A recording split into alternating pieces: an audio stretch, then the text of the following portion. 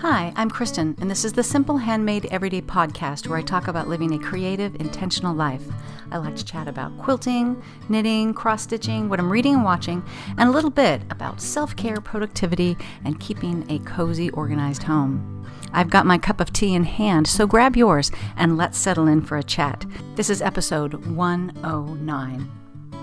Hello, friends. Oh my goodness, it's so good to be back here in early January 2024, if you can believe that.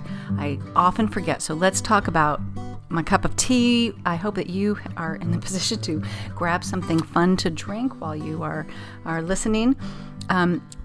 My cup of tea is Harney & Sons Black Currant Tea. It's one of my all-time favorites, and I'm drinking it out of this absolutely gorgeous handmade mug that Ben's girlfriend made me for Christmas, and it's a perfect size. It's perfectly my style, and she makes absolutely beautiful mugs. I have 3 of hers, and whatever the most recent one is my favorite. So this is now my new favorite, but I use and love them all. So that's really fun. It's fun. I think on the last episode I talked about kind of just going through different spaces, getting stuff cleaned out, ready for the holidays. And my Lazy Susan is where, right next to our stove, is where I keep all my tea and spices and the baking stuff. And so it was getting a little overrun. So I was making an effort to really finish off different tea, like these different canisters of tea, so I would have a little more space. So I really blew through the tea that I have that comes in tea bags because it was easy. And so now there's a lot more space, but all I'm left with is loose leaf tea, which I know I brag about for a lot. It's like, I really prefer loose leaf tea. But Harney & Sons, their tea bags, the bigger tea, I think they call them tea sachets, are just loose leaf tea in a really high quality bag. But so I don't mind using those, but it is more expensive. It's more economical to buy the loose leaf, and so I'm back to making my tea with my Tivana. What's it called? It was called the Perfect Tea Maker. I'll put a link in the show notes if I remember. I know I talk big about doing that, and sometimes I forget things, but it's really cool. You just put like a spoonful of tea in it, you fill it with boiling water, and let it sit, and then you set it on top of your teacup, and it just drips the tea into it, leaving the tea leaves, the spent tea leaves, in this little device. And when you buy high quality tea, you can use those tea leaves more than once. So I will sometimes do that, for a cup of tea in the morning, and then a couple hours later refill it with hot water and make another cup from it, which really makes the loose leaf tea a lot more economical. So, but it is a little more work and a little more cleanup than a tea bag. So I'm just really, every time I open up the cupboard, I'm like, it's just all loose leaf tea right now. But I am enjoying some things that I hadn't for a while. And this black currant is one of my all-time favorite teas of theirs. So anyways, so there's my cup of tea. I hope you guys are drinking something fun. Well, welcome to 2024. Wow, it's been about a month since my last podcast. So obviously a lot has happened. We had Christmas and New Year's, and the kids came home, and now they've all gone again. It was great to see them all. They all sort of trickled in one after another, and then they trickled out in the same order, basically. So that was fun. I got to tell you, so the kids are now, at this moment, 21, 23, and 25. And it was the easiest shopping year ever for Christmas because I really, each of them very conveniently wanted something large or a contribution towards something large. Like they also had to pitch in because it was more than we would do for a Christmas gift. But they all wanted something large. And then I just decided that besides stockings, they would each get 2 other gifts to open. So there wasn't a ton of gift openings. As a matter of fact, I think because my husband and I did not do large gifts, we had more things to open. So it just like once we figured out what those 2 other gifts were, I mean, it was awesome. And I was completely shopped and wrapped and everything under the tree by, I don't know, like the 17th or something, which that has never happened to me before. I kind of didn't know what to do with myself. I'm used to feeling a little overrun. So this is like kind of my new normal, I guess. But it was great. They all came home. 2 kind of notable things. The one thing that we got our youngest, Ben, and this was one of those ones where he had to contribute to it. We got him an e-bike, just because for where he is, or he goes to school and he works by school, it's very hilly. It's hard to park on campus, and so taking an e-bike between work and school, or even from where he lives to those places, is just so much easier. He's tried bikes. He walked, an hour and a half a day to get between these places first quarter. And so we got an e-bike, and we got this one from REI, which I'm not really an REI person, but he found it, and it was a very good price for what it was. And so we had it for about 2 weeks before Christmas. And so I got a chance to ride it. And oh my gosh, I forgot a level 1, which means there is pedal assist, but you always have to be pedaling. There's no throttle. You can't just ride it like a motorbike. You always have to be pedaling, and it caps out at 20 miles an hour. But it was so fun. It's like having this like benevolent giant come behind you and just help you, just push you. Oh, I'm going up this hill, and let me just make it a little bit easier for you. So my husband and I both got really excited about that. So I think our birthday is in March, and I think we might get e-bikes for ourselves. And the opportunity started just popping up in my head. If I had an e-bike, could I ride it to Target instead of driving? Could I, how could I integrate more bike riding into my life versus driving? And so anyways, I'm kind of excited about that possibility. Plus, I've always wanted to do the full, I guess it's 34 miles between Ojai and Ventura. There is a very nicely manicured bike ride that is, I thought it was 15, but I just read today it's 17 miles each direction from Ventura, which is a coastal town. It's a little bit uphill to Ojai, and we always start in Ojai, and we go down to 9 miles to this place called Foster Park, where we turn around and go back. So it's an 18-mile bike ride, but the last 9 miles are uphill when you're tired, and that's always been hard. So just having an e-bike, I was thinking we could do that full thing, Ojai to Ventura and back, or vice versa. And I'm very excited to try that. So that might be a fun little thing in our future. The other fun thing I got was an espresso maker, which I have been wanting for a while. It is the DeLonghi Stalosa, which after some research is really like one of the best values for an entry-level machine. You can actually, I forgot about this and didn't have my husband buy it this way. You can get them often on Facebook Marketplace for like $50 or $60. If you get it off Amazon, I think it's about $80. And I've watched a million videos, and there's ways to kind of, trick it out a little bit. And so I'm learning to use it. I need a couple, I'm going to get a couple other little accessories to go with it, but I'm learning to do a really good job of steaming milk. And again, Ben's girlfriend works in a coffee shop, so she's going to show me some tips and tricks. And so anyways, I'm excited about that because sometimes in the afternoon I really want something fun like a latte, and obviously it's too expensive to go out for it. And so yeah, I'm getting a little bit better. I think I got the already ground espresso beans from Trader Joe's, which I'd had before, and they've been in the freezer for a while, so I think I can up the quality on the beans, and that will help. But yeah, so I'm gonna be one of those people with their home espresso machines. The other thing that I did is when my kids came home, it was like the Thursday before Christmas, I decided to take both Instagram and Facebook off my phone and tablet and just stay off social media for I think they were, for the almost 2 weeks that they were going to be here. And, I'm one of those people, I've talked about it before. I've got a complicated relationship with social media, as do I figure probably a lot of you guys. I'm not a big poster anymore. I'm more of a lurker. I'm a consumer of it. And, I've decided I just don't like the way it makes me feel. I feel like everybody is trying to sell me something now, where when I got onto Instagram, it was really about sharing.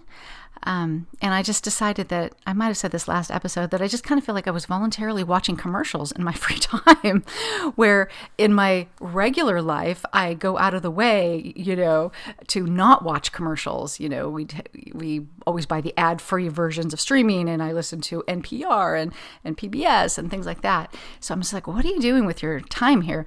But it was just a habit. When I sat down and I was just, had a free minute, I would just open it up and just scroll. And then, before you know it, it's been 30 minutes or more. And so I thought I would just do it during Christmas, but I've kind of enjoyed it so much and I haven't really missed anything. And then what happened is I logged in from my computer just to check in if there were any DMs or things like that. And then I started scrolling a little bit and I was like, oh, I forgot about them. Like, oh, I would hate to never see anything from them. And I just went down this, FOMO rabbit hole. And I'm just like, stop. So I'm not deactivating or anything, but I think I'm really going to be spending less time on social media. And you know what? That's just meant that I have read more, because when I pick up my phone now, I'm just like, well, there is nothing to do on this.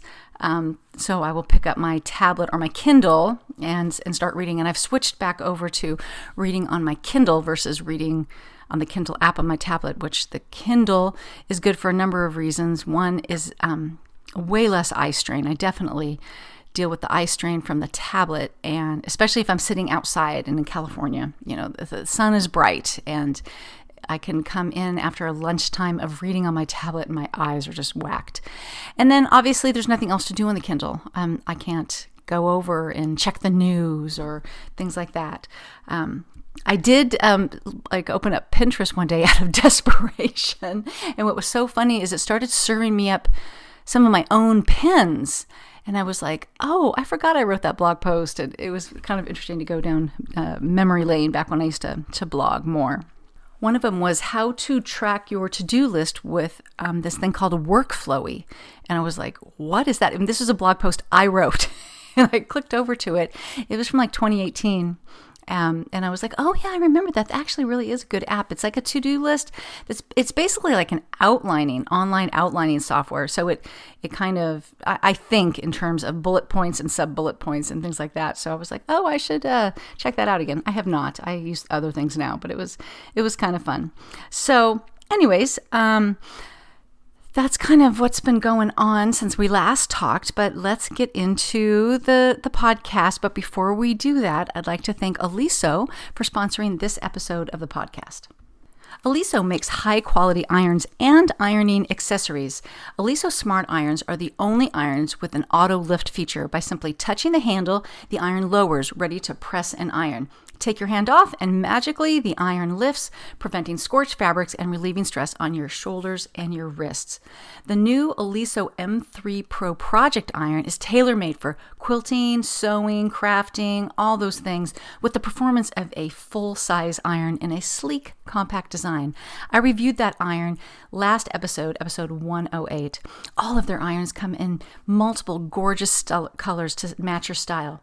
And let's not forget the amazing Oliso ironing accessories. Did you know they also make ironing board covers, wool mats that easily connect together to create larger ironing surfaces, but then they pack away super compactly.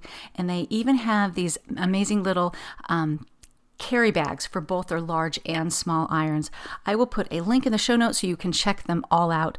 Thank you for Oliso for sponsoring this episode of the podcast, and stay tuned because I'm going to be talking about an M3 Pro Project iron giveaway sponsored by Oliso in the next section. All right, let's start talking about quilting. I'm finally getting going on a new project. So I've been talking about the fact that last year we redid two of our kids' bedrooms. We have 3 kids, but 2 bedrooms. And the room I'm podcasting in right now, I mean, all these rooms, they need stuff on the walls. And in California, I do not like to put like photos or anything really framed over a bed because we have earthquakes and things fall down in earthquakes. So over our bed, I've got a quilt, and I wanted to just make a quilt. Thank you to Tracy, who sent me on the path of looking at, I think it's called, I've talked about in other episodes, Lisa Marie Quilts. She actually makes quilts, but I kind of stole one of her ideas, which is this ridges pattern. And it's perfectly sized to go over a bed. The actual Ridges pattern has this mountain range, and then it is like inverted upside down for the top half of the quilt. So I'm just making half of it. So it's a mountain range. And I've been thinking about, just kind of kicking it around in my head about my fabric choices. So yesterday I finally went to my favorite quilt shop, my favorite in real life quilt shop called Super Buzzy. I'll put a link in the show notes. They have an amazing online store as well. And this store is curated so beautifully. I know the owner, Kelly, a little bit, and her taste is exquisite. It's a modern store. I think she started as an online store, and she really specialized in Japanese fabrics, which she still has. But the reason I went to Super Buzzy is they have the full line of Kona solids. And I almost didn't go completely solid. I played around with a lot of ideas. They even had these other, I don't know, I want to call them yarn dyed. There's definitely a little bit of white thread in there, which gives you a little more texture. But so I go to Super Buzzy yesterday, and I made a mess at that store. I have to tell you. So what I was looking for was a dark, medium, and light blue, and then a gold and a golden yellow, and those are going to be the back mountains, like the sun is shining on them. So it's like 5 fabrics, but I could not get the gradient in the blue. I settled on the darkest one pretty quickly. I even had some inspiration photos of actual like how mountains look when they kind of look like they're ripped out of construction paper, if you know what I mean. They're flattened out into color. So I kept checking that. So I settled on the darker color. I had 2 lighter colors, but that middle color was really just evading me. And we found several options that were a little lower contrast. In some ways, I kind of regret not going that way, but I kind of wanted a little more higher contrast between them. I may regret that a little bit. It's fine. I've made the decision. We went a little higher contrast. It's going to be fine. Need to stop thinking about it. But I fell in love with this middle blue, but it was one of those things that it was a little too purple. It had a little too much red in it, and that is not at all what I was going for. But I was in love with this fabric, and I kept trying to make it work, and I kept walking around the store. And as soon as you really got into some natural light, you saw how much purpler that blue was. Blue is just so all over the place, with the undertones. So anyways, it took like an hour and a half, and like at least the help of 4 other people in the shop. And a pile of discarded bolts. But I did it. I bought 5 fabrics. So anyways, I come home and I look at the cutting instructions. I mean, when you buy this pattern and you just look at like the last page of the pattern where they're putting it together, you realize, oh my God, this is going to be so easy, because it's just many rows, but sometimes there's a half square triangle or a half rectangle triangle to get that jagged mountain outline, right? A lot of half rectangles so that they're a little more subtle of a slope than a half square triangle. I thought, oh, this is going to be a piece of cake. Well, it's not exactly a piece of cake. So I started, first of all, I'm only making half the pattern. So the cutting, I did half the fabric, but it was generous, rounded up, and I'm really glad I did, because the cutting's not so cut and dried, because there's a lot of things where they're, like you need 3. Well, if I'm doing half, I can't do like 1.5 of those. and so I'm being, again, generous. If I was supposed to cut 3 of something, I will cut 2, and I'm vaguely worried I'm going to run out of fabric. No problem. I know where to get more.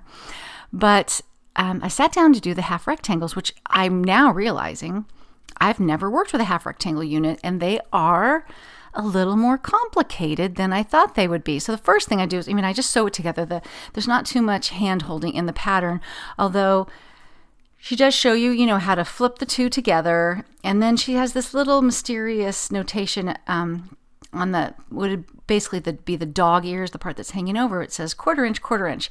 So I'm kind of playing with that and, like trying to get it to overlap. And I'm just like, I'm not sure I'm doing this right.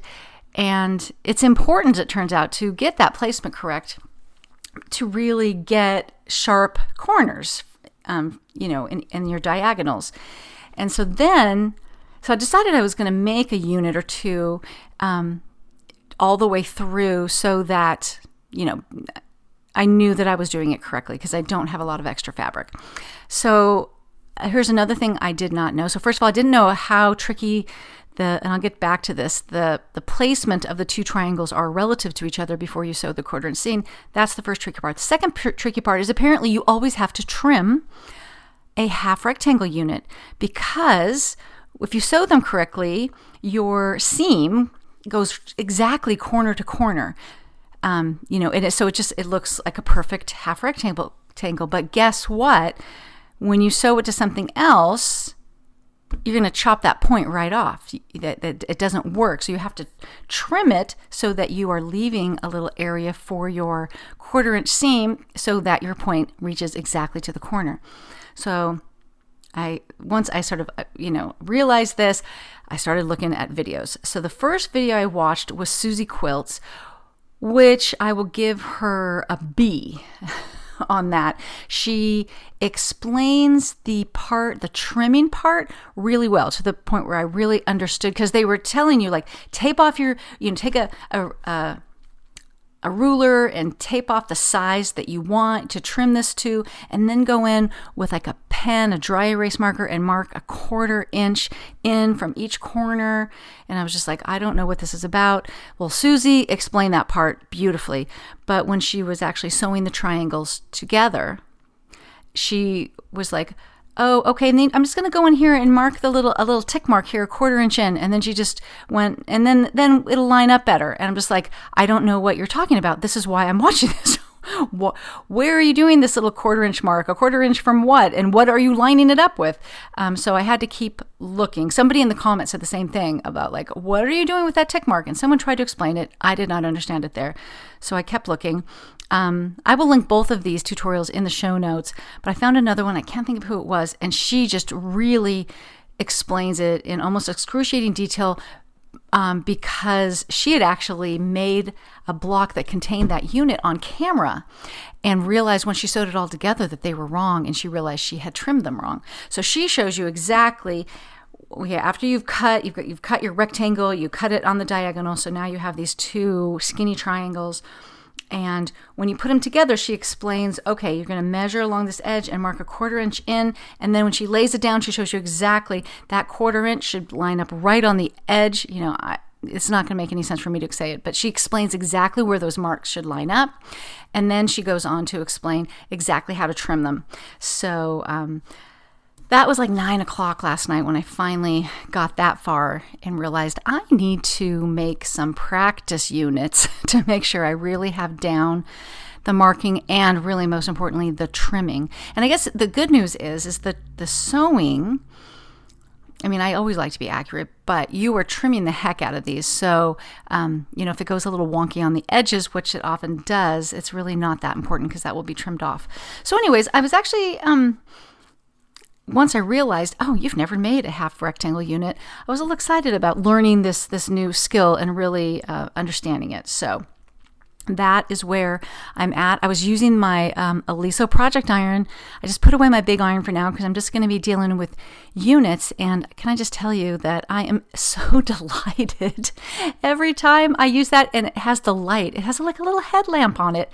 And, I just like the more light, the better. So I'm just constantly delighted every time I use that iron. And I'm telling you that except for the size, the footprint of it, it irons as well as a full-size iron, and it's got great steam, and so I'm really enjoying using that. So that's going to be my next project, and I'm finally on my way with it. I've made color decisions for better or worse, and we're moving forward, so that's wonderful. I still have those 3 other full quilt tops done, and I have the backs ready to go that I just need to get off to the quilter. And what's really stopping me there is they all do need a really good press before I send them. And, I just really haven't wanted to do that. Plus, my sewing room was kind of torn up during the holidays. So those will be my January goals will be to get that done. And I will have this Ridges quilt quilted by a long armor as well. And the inspiration photo I'm using has some amazing quilting on it. My husband even said, can you get that same pattern, the quilting pattern? I'm like, I don't know, but we'll see. So I mentioned that Oliso is going to do a giveaway. So one lucky winner will win an M3Pro Project Iron. They come in multiple colors. Unfortunately, this is limited to just the US because of shipping reasons, which I can absolutely understand. So thank you, Oliso, for that. So what I'll do in the show notes, I will do probably like a raffle copter. Or comments. We'll see how I feel when I get to the show notes part of this project. And I'll have everybody answer a question to be considered. And that question will be if you are a steam or no steam person when it comes to ironing and quilting. I used to be a no steam person. And I have become more of a steam person, although you do have to be careful there to not stretch fabric. But, water and heat really work really well to make things flat. So steam or not a steam person, you can answer that to be entered in the giveaway for the Oliso M3Pro Project Iron. In terms of other creative pursuits, I continued to work on the elementary wrap over Christmas break, but I started having issues with my left hand and wrist hurting and kind of having some muscle spasms, and I was thinking it had something to do with knitting. I suspect that when I purl, I don't have the greatest ergonomics there, but so I stopped for for a while, and then I woke up today and my wrist hurts, and I'm so right-handed, I use my left for almost nothing, which is why I suspected it had to be knitting. It's the only time I request anything from this hand. But so yeah, I'm not sure. I just might not need to back off of that for a while. The other thing that I haven't started, but I'm thinking about, I'll see if I can find a link if it's still going on. But over the break, Craftsy had this amazing deal of $1.50. One-time charge of $1.50 to get access to Craftsy Premium. So I got three other people signed up on this because it seemed like such a good deal, including my daughter who got an iPad and an Apple Pencil for Christmas, and she's doing like a drawing class through Craftsy. It turns out, I guess, even if you are in Craftsy Premium, you don't have access to everything, which you would think, because then they followed up for like $6 for the year to go Craftsy Gold, which you have access to apparently more classes. So, I own a number of Craftsy classes the way it used to work, where you would just buy the class. And now it's more of a subscription service, although you can still buy classes. And I think as Craftsy Premium, you can buy them at a discount. But I did it just because I thought there were just kind of some fun classes to take. For instance, there is they have these classes called Startup Library, which is just like learn how to, our friend Krista Watson, she did the quilting startup library. There's one for knitting, one for crochet, and one for watercolor. And I've been, kind of interested in watercolor for a while. I have some, and I've got some paper. I mean, I've kind of got the stuff to start with, and I've never really gotten off the ground with it. So I'm like, oh my gosh, I'm going to take this watercolor class. So I did watch like the first 4 or 5 videos. The instructor's really good. And I realized that, I don't know, everything I bought was wrong. I'm not going to worry about it. She's very much into watercolors that come in a tube and not so much the ones you buy in a pan, but whatever. I'm not going to let that stop me. But so that is one thing that I want to do this year is I want to take that class. And if that's the only class I take from Craftsy, was it worth $1.50? Absolutely. What I've already watched is worth $1.50. But there's some knitting ones, there's some cooking, some baking videos. So if it's still available, I think it's a great thing to do. And you can get into your settings and turn off auto renewal or put a thing on your calendar if you do not want it to automatically renew, because it's normally $120 a year. So that is one thing I'm kind of excited about is getting a little bit into watercolors. Now, I want to make it very, very clear that I cannot draw. So I don't have big ideas about doing watercolors that I'm going to hang on the wall. What I want to do is just really embrace this art form that I find really interesting and just be completely okay with being terrible at it. And it's just a true hobby. And one of the reasons I got interested in it initially is because I think it's a really good way to play with color. And I have a couple books that are really just about that, like watercolor workbooks that are just really about playing with color. So I want to utilize that stuff this year. So I'm excited about that. Oh, the other thing I should talk about is over there on YouTube at Just Get It Done Quilts. I think her name's Deb over at Just Get It Done Quilts. She does this sewing room declutter every year in January, and she's doing it again.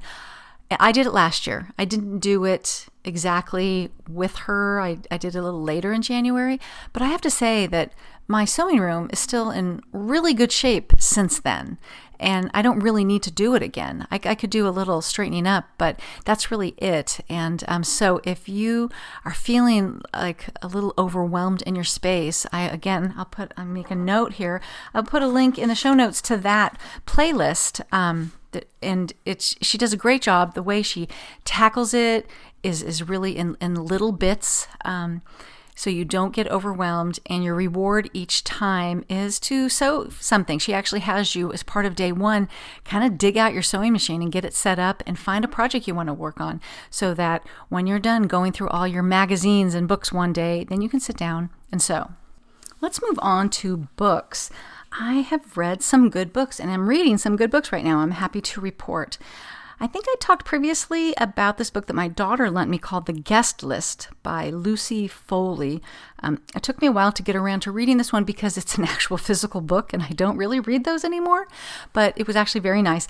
It was a great book. It was such a fun story that I really want to find more Lucy Foley books, but I'm struggling on my e-reader from the library to find them. So I might have to resort to an actual physical book. But The Guest List is a mystery where this couple, he's a famous actor, and she's just a successful businesswoman who has a very successful online magazine. They are rich and beautiful, and they are getting married on this little island in Ireland that this other couple has turned, sort of renovated and turned into an event venue, and this is the first wedding they're going to hold here. And so people have to come in on boats over from the mainland, and so you follow the story through through the perspective of different people, and somebody, you don't know who, is killed right at the beginning of the book. And then you just spend the rest of the book going through, the past and what's going on now with this handful of characters as you figure out who is dead and why and who did it.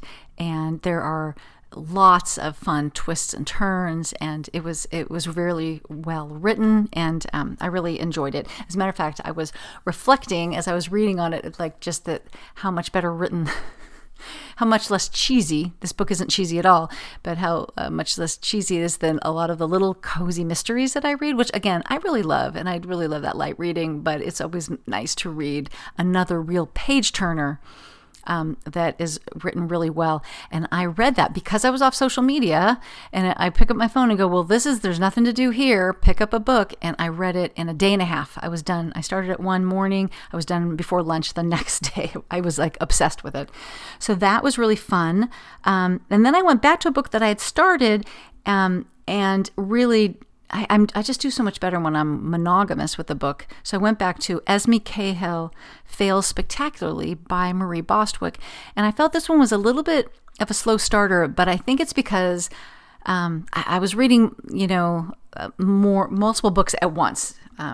And so that wouldn't necessarily be the one I would choose to read when I sat down. But once it was my book, like this is the book I'm reading, I flew through it, and so I felt like I'd been unfair to it. So that one is really, it's fun. So Marie Bostwick, she wrote the Cobbled Court series and, all the quilting books back in the, I don't know when. Was that in the early 2000s? Maybe even the 90s? Probably the early 2000s. I love them. And she has gotten away from the quilting novel and has spread her wings to other stories that almost always have somebody who is sewing in some fashion. And that is true in this story as well. it features a young woman who works in the publishing industry in New York, and she goes back to where she was raised, which is in North Carolina on a lake, to where she was raised by her grandparents because one of her grandparents dies. And they own this like lake resort kind of thing with like, that sounds too fancy, but more like there's cabins and a cafe, and you can rent a boat and things like that. But it's kind of going downhill as her grandparents are getting older. So she's, goes there, and she's going to, she's lost her job, so she's going to kind of recalibrate there for a while. And what's interesting is her grandmother, she has synesthesia, that very vague thing where, in her case, when her grandmother sees colors, she tastes things, like she'll look at something and she'll taste chocolate or something like that.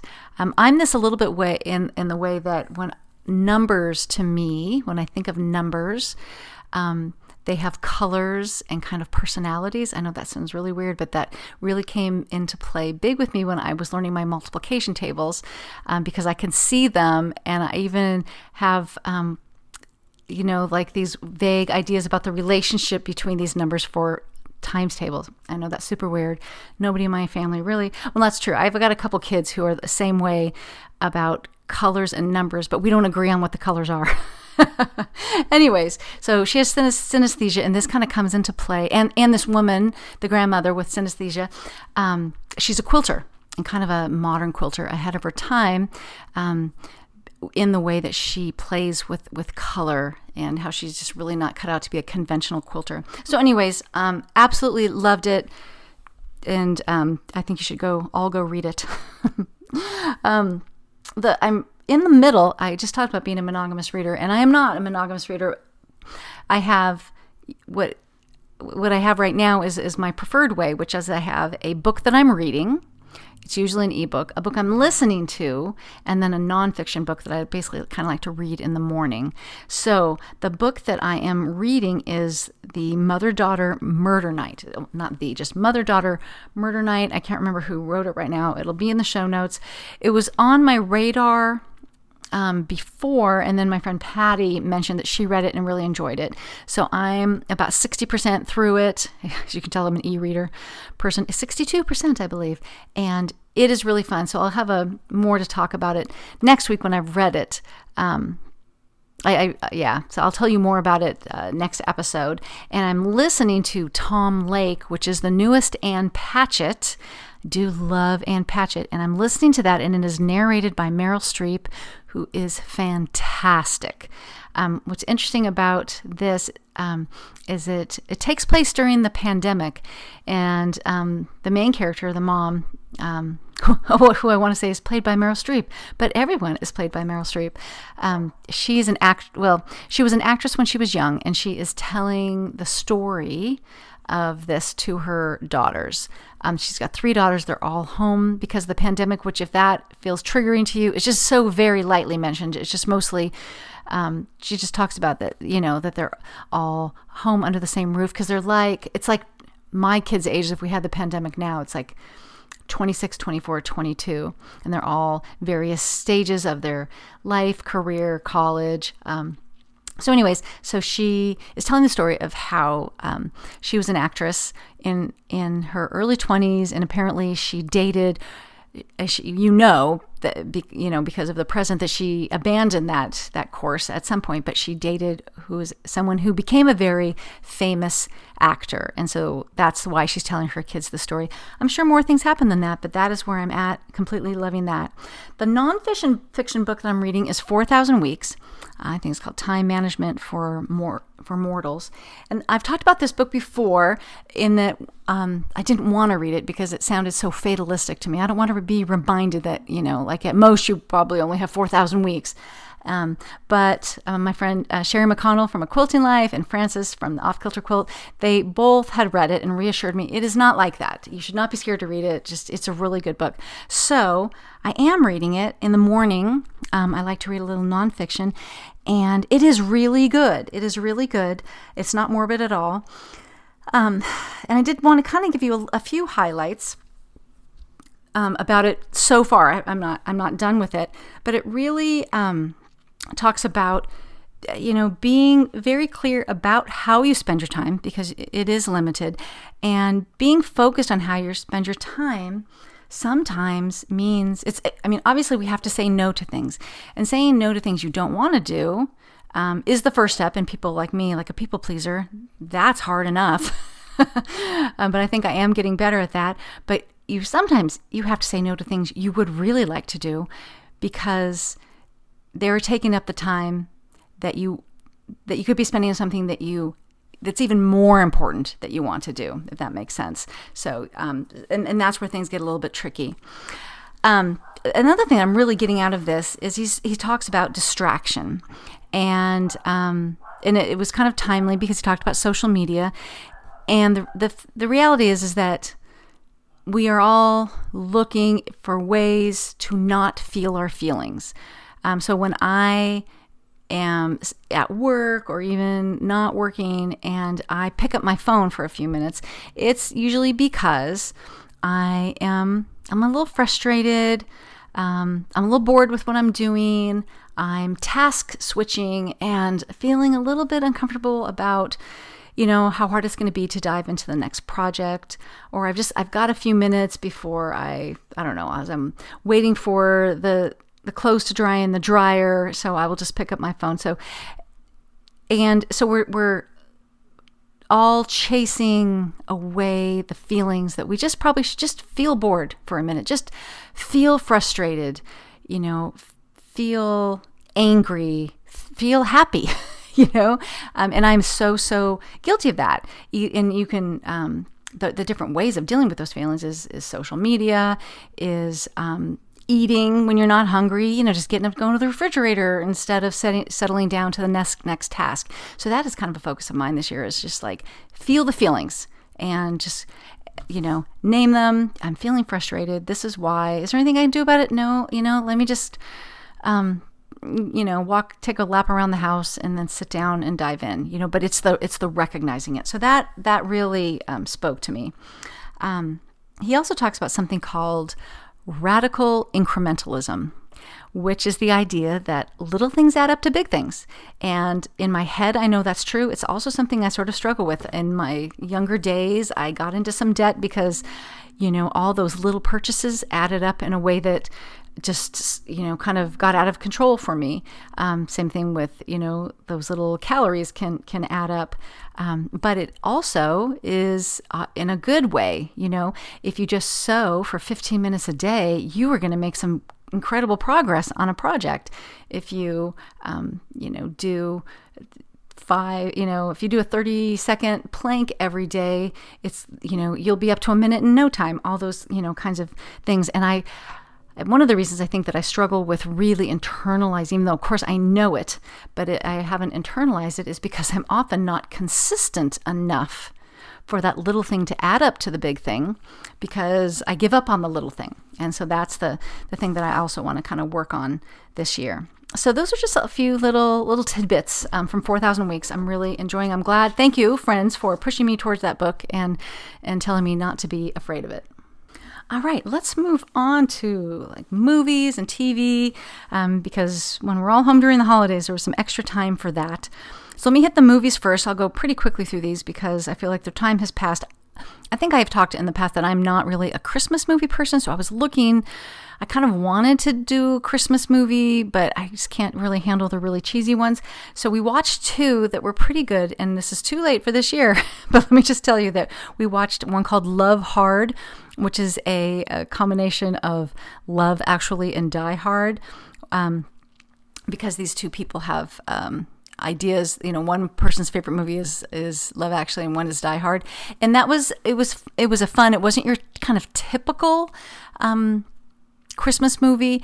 The the main idea here is this girl on a dating app kind of really gets to know and fall for this guy. And he that lives across the country, and he in a very offhanded way said, I wish we could spend Christmas together. So she hops on a plane and she goes to where he lives, and she finds out that she's been catfished. He is not at all the person. His name is not, is it? No, I guess his name was the same, but the picture he was using, it was not, that was it. The picture's not, it really was his personality. But anyways, so she's really angry, but for various reasons, she ends up staying, and it's very funny. So it was cute. So I would recommend that next year. And the other one was Spirited, and it had Will Ferrell and Ryan Reynolds. I love Ryan Reynolds. And it was a musical, and it was so cute. It was in a way kind of a retelling of A Christmas Carol, but in kind of a weird way. And one of the fun things about it is the music was really good. Actually, spoiler in that the best song they say for the credits at the end, which we were all a little amazed at. But what was also one of the things that's kind of fun about it is that not everybody, it had some big names. It had Will Ferrell and Ryan Reynolds and Octavia Spencer and other people I can't remember right now. And they all have these numbers that they sing, and they're not great singers. They're hitting the notes, but they're not pros, and that somehow I found that very endearing. So that was really cute. And we saw the Barbie movie, theoretically, but I fell asleep and missed the whole middle of it, so I don't have a lot to say about it other than, yes, I did enjoy it, but I really need to watch it again. All right, in terms of TV shows, there's been a few really good ones. The real standout to me is a show that my husband and I just finished. It's on Apple TV. We had like a 3-month free trial on Apple TV, and we really used the heck out of it. And the last show we watched was called Slow Horses, and there are 3 seasons of it. It is starring Gary Oldman, who is just as unattractive of a human being as he could be in this role. And Kristen Scott Thomas is in it as well. Those are the 2 names that I knew. But it takes place in England. These are MI5 agents, which are like our FBI. MI6 is like the U.S.'s CIA, I believe. So they're MI5 agents, and there's a group of them led by Gary Oldman in something they call Slough House. And Slough House is the department that you get put at if you have messed up. It's like a place to go for punishment. And they don't get any of the good gigs. They just like really get the awful work to do. But they all are ready basically to do more. And so they get involved in some investigations that they shouldn't be in, and uncover some things that people are not happy that they uncovered. So it's definitely one of those sort of police dramas. And it's funny because my husband really liked it, and I'm like, oh well, maybe you would like some of this British TV that I like, because this is like in some ways very much like Line of Duty. If you ever watched that, I watched that a few years ago. But anyways, so it's called Slow Horses. That's what they call the people at Slough House, Slow Horses. And so just really loved that. So we kind of just binged 3 seasons. There's only like 6 episodes a season, I think. And I know I think season 4 is in the works, and I saw that it has been renewed for season 5. So anyways, definitely check that out. I have recently, after I keep talking about it, finally started watching The Crown again. I lost traction with it, and I was trying to figure out why. During season 4, during the early Princess Diana years, and I think there were just some other things that I wanted to watch and then forgot about it.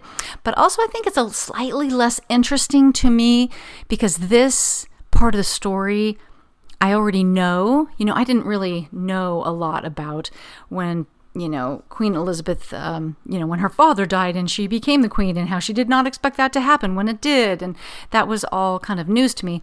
I lived through the Princess Diana years. So, but I'm glad to be back to it. I'm now in like mid-season 5, and this season is where they've changed actors. Every few seasons, really every 2 seasons, I guess, they age them up. And I just, again, have to comment on how amazing the casting is, especially the fact that they are changing actors as they go. But in the young Princess Diana, Prince Charles years, so I guess that's going to be seasons 3 and 4. Princess Diana is amazing. Prince Charles is amazing. He has got this, the way he's got this bad posture thing where his head leans forward and he's kind of tilted and he's just kind of always talking at the ground, and it's so good and you just hate him. And Olivia Colman as the Queen is amazing. So now in season 5 and 6, which will be the last one, we've got Imelda Staunton as the Queen. She's so good. What was her name from Harry Potter? Professor Umbridge. Another great name. So anyway, she's great. And the Princess Diana is really good. She's at her very skinniest here. The Charles is, what's his name? Like Dominic West. He is McNulty from The Wire. And he's very good, but he, in some ways, he's too handsome to really be Prince Charles. I'm not sure he's doing anything to nail the mannerisms of Prince Charles the way the guy that played him younger did.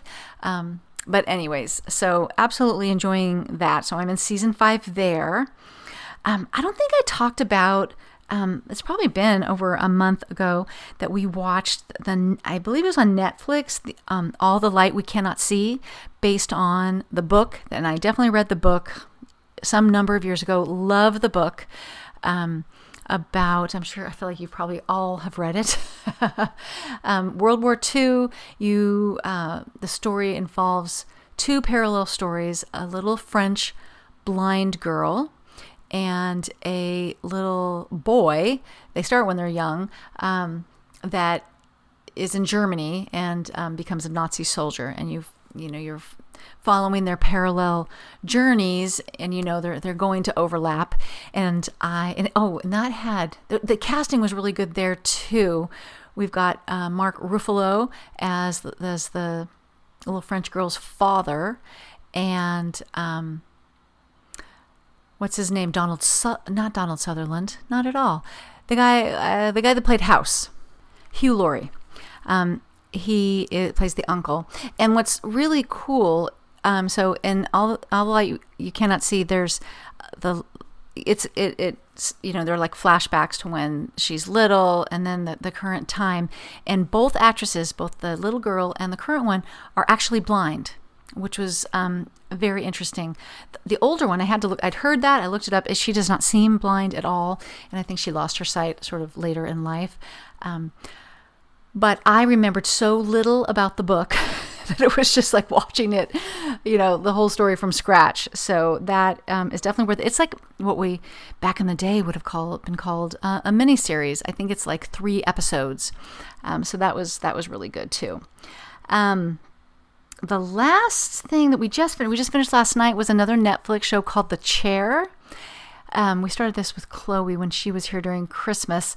This is a little half-hour show starring Sandra Oh as an English professor at a little university that has just obtained the job of being department chair at this English department at this university, and she is struggling with it. All kinds of things happen beyond her control, but also she has this group of like 3 really old professors that are just kind of not with the times, and so their enrollments are low, but they make the most money, and she needs to cut costs, and she's just trying to figure out. She's just so in over her head.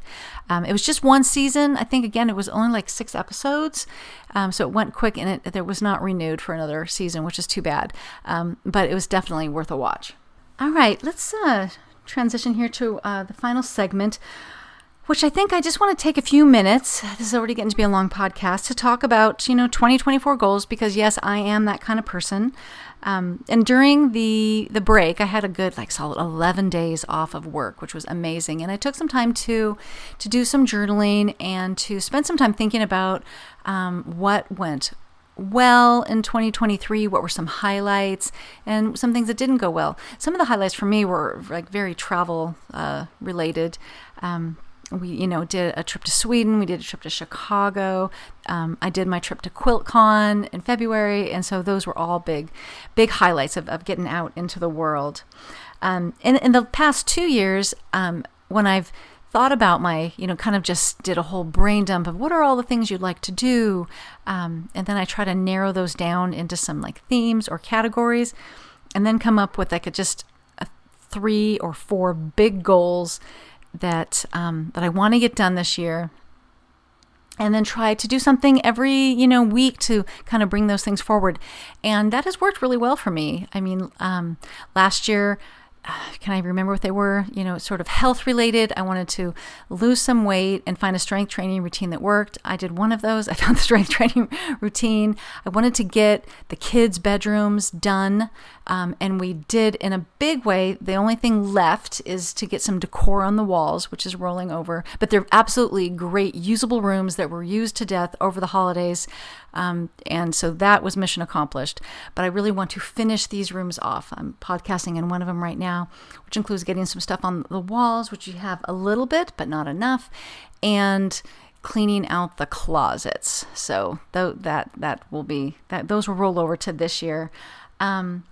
And my other thing was to really get prepared from an emergency preparedness standpoint, get an extended pantry going and things like that. And I'm happy with where I ended on that. So not too bad. Didn't lose the weight that I wanted to, but I did accomplish a lot of the other things. So, after much journaling and things, I've come down to something that's in a way very similar. Again, health-wise, the only thing, I just want to keep doing activity-wise, exercise-wise. I could not be happier. I'm doing a really good workout Monday, Wednesday, Friday. On Wednesdays, I do this class called Melt, which is a little kind of like a stretching, foam rolling kind of class, and Saturday's yoga. Those 2 classes, which are included in the membership that I have, I did not take full advantage of last year, and I want to be better about this year. And then I took up pickleball, and so exercise-wise, I'm good. And if we get e-bikes, I'll even be better. So now it's just the food. And, so interesting. So my activity went up a lot, did not lose an ounce because of that. So it's just, especially at my age, like the nutrition, diet is everything with losing weight. I'm definitely stronger. I did something the other day where I put my hand on my arm and was like surprised, like, oh my God, that's a muscle right there. So I'm definitely stronger, but you wouldn't know by looking at me. Anyways, so I, on my iPad, I created a Trello board, which is my favorite way to track projects. I use it for work, and I don't use it at home so much, but I'm going to track my major things that I want to do this year on a Trello board. So health-wise, this is going to be the year that I want to lose the weight.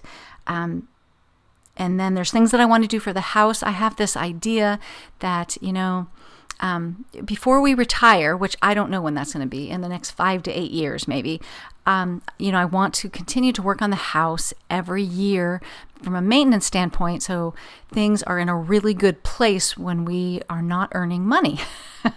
So a couple years ago, we redid our bathroom. We redid these 2 kids' rooms. I'm tempted to do the Jack and Jill bathroom that joins these 2 rooms, but I'm going to push that one off to 2025 and just spend this year finishing off the kids' rooms and concentrating, and this is a much less ambitious goal, concentrating on our kitchen.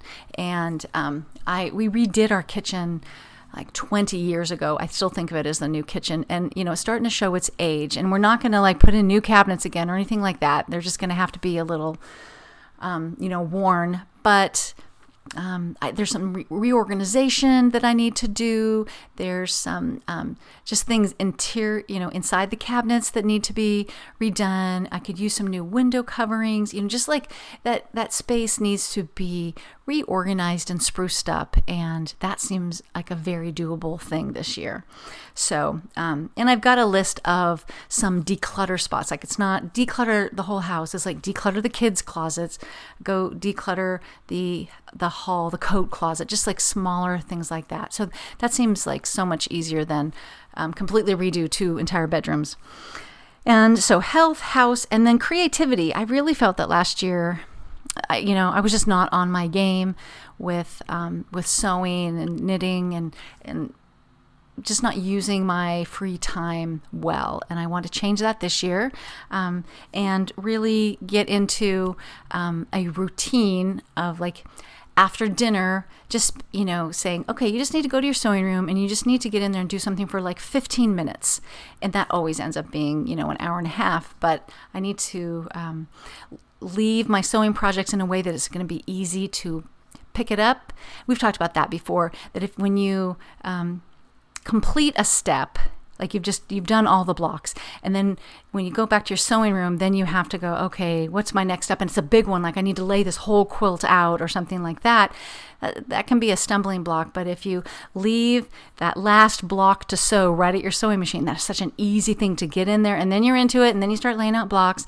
So I need to just get back into that practice of being creative every day. So those are my 3 big ones for the year. We'll see how I do.